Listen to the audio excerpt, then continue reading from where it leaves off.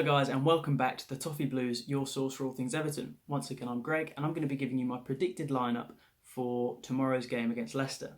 Now I'm recording this just before Ancelotti's press conference, so I'm a little hazy on the most recent injury news. From what we know, Sidibe and Walcott, it will be too early to consider them. Mina is back in full training, so could be back in the fold, but Delph is the grey area. I'm going to not include him in the squad, both because of the sort of unknown element and just on what I think would be chosen, even if he was fit. So he's not that much of a conundrum anyway. So moving on to the team, position by position, I think we'll see Pickford in goal.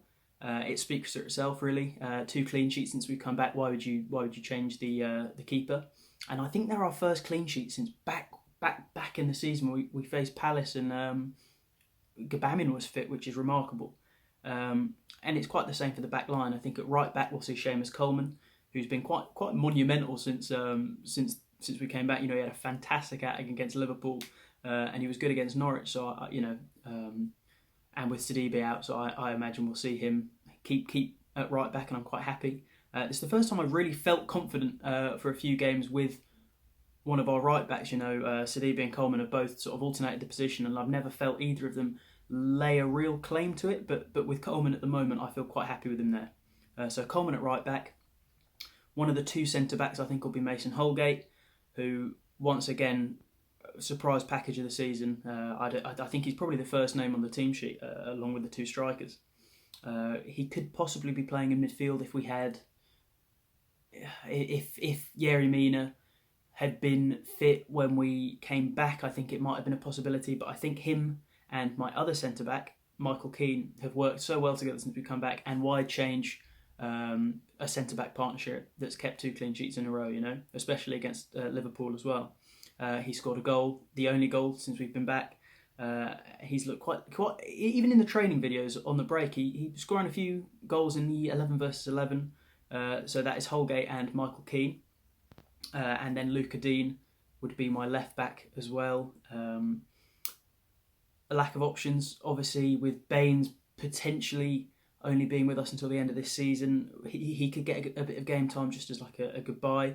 Hopefully he'll sign again until next year, but I feel like Dean will start at left back. And then Andre Gomez, I think, will be one of the central midfielders. He's not been fantastic since we came back. He's looked a little bit off the pace, but some of the balls he's played have made me think, oh yeah, he's got that quality that we could really be doing with just to unlock certain teams and certain defences.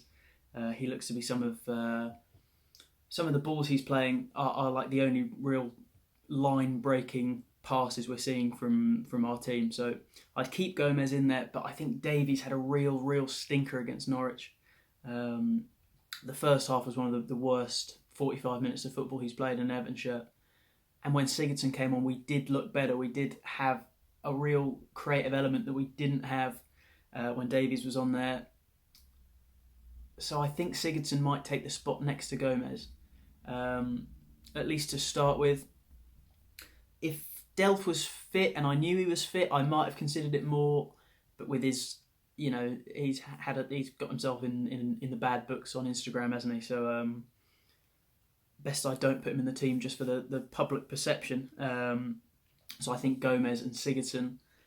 Sigurdsson does have prior against Leicester. The last good performance I remember him having was against Leicester, where he scored that turn and shoot. On the right, I think we'll see Iwobi again.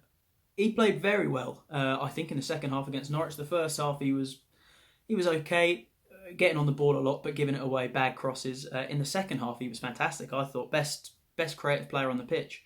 So if he can keep that form going, maybe even he could keep right mid when Sidibe's back or Walcott's back. So keep Iwobi out there for now because of that fantastic 45 he had against Norwich. I think we'll see Bernard on the left again. I think it's harsh that we're not going to see more of Gordon, but I think he will definitely get game time as the games go on and later on in the games, and as they start to become more thick and fast, we'll definitely see more of him. But I think we'll see Bernard just because Bernard and Dean have that really good connection on the left.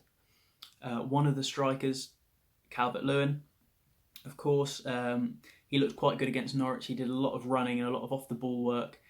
Quite solid hold-up play. and he'll be joined by Richarlison, who didn't really do much against Norwich, I don't think. I didn't see him on the ball. He was well isolated, but I guess he was, even by not getting on the ball, he was causing a distraction for the centre-backs and such. So that would be my team. Jordan Pickford in goal. At right back, Seamus Coleman, Mason Holgate and Michael Keane as the centre-backs, and Luca Dean at left back. A midfield of Gylfi Sigurdsson and Andre Gomez. I don't think that's going to go down well. And then Iwobi on the right and Bernard on the left, and then Calvert-Lewin and Richarlison up front. Let me know how you guys feel about that. Would you have, as I always ask, Moise Keane starting? Do you think Delph should come straight back into the team? Do you think Bain should be getting as much game time as he can before he leaves the club? So let's hope for a good result tomorrow, and I'll see you guys next time.